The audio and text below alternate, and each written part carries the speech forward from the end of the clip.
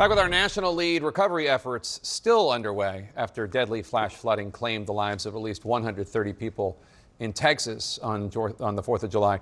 27 of those were campers and counselors at Camp Mystic, as you know, an all-girls Christian camp along the Guadalupe River. Joining us now is the father of two of the campers, Congressman August Pfluger of Texas. Thankfully, his daughters, Caroline and Juliana, made it out okay. And Congressman, let me just start by asking you, how are Caroline and Juliana doing? Well, Jake, thank you for asking. You know, they're doing well. It's obviously a traumatic event. We're entirely grateful and so blessed that they're with us, but you know, our prayers and our thoughts with so many families, not just at the camp, but with so many families that were up and down the river who don't have their loved ones. And you know, this has been a wake-up call, I think, for a lot of people. Many people that I've talked to have said that they're going home and hugging their kids, and I hope that that's some of the good that can come from it. But I think it's going to be a long road for many of the campers that were there and many of the people that were up and down the river that experienced this trauma, that will have to work through it and understand it. And it's just tragic. I mean, it's just heartbreaking, and our prayers are with so many families right now. As a lawmaker, I'm sure it's impossible to step back from this because it's so personal.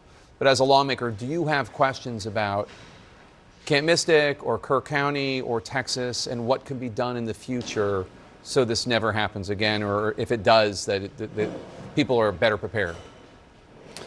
Well, I'll start with Camp Mystic. I mean, we love the camp. There's so many places around the country that are like that take an interest, a personal interest in raising up boys and girls to be good citizens and community members. So Camp Mystic, like many other places, and the Eastland family have poured their hearts and souls into raising kids. So you know, we need to maintain that spirit there and elsewhere. You know, the first responders, Texas Department of Emergency Management, FEMA, DHS did a phenomenal job of responding. This was a tragic event that I don't think you can necessarily plan for. Of course, as an Air Force guy, you always debrief. There will be a time for that, and you always look to do things better. I think right now what I hope for the nation, though, and as a lawmaker to set this tone, I hope for the nation that we focus back on the family. I hope for the nation that we focus back on our faith, and that we can come together, and in a politically divided world, that we can use this as an opportunity to come together as families, as communities, to help. I mean, the outreach from out of state, from in-state, from everywhere to help at the camp and up and down the river was incredible. As you know, as an Air Force veteran, I mean, one of the things, I'm not an Air Force veteran, but one of the things I know about the Air Force is that so much of it is about planning for every single possible contingency. So maybe your leadership in that arena can be helpful. I want to ask about yesterday when the Texas delegation gathered on the floor of the House of Representatives to pray together.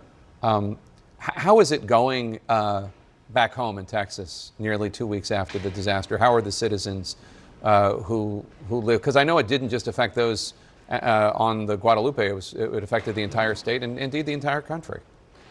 Jake, thank you. That's the exact right question. And our communities are hurting. My hometown of San Angelo and many of my surrounding counties that I represent were hit by massive flooding, destroying many structures, and thankful that FEMA and the Trump administration have declared disasters there, but the communities are coming together. People will, we will rebound, and Texas is strong.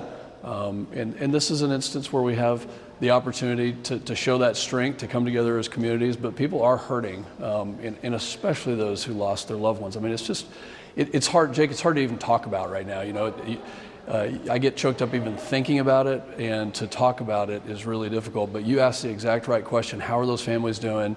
The good news is that so many communities have reached out, so many people have asked how they can help. And it actually makes you proud to be an American, proud to be a Texan, proud to be from the area that I'm from. And I know there's many communities who have endured tragedies, but this one was really just unlike anything else I'd ever seen. Truly horrible, truly horrible. Congressman August Pfluger, always great to have you on the show. Thank you so much. And please send our best wishes and our love and our prayers to your beautiful family. Thank you so much, Jake.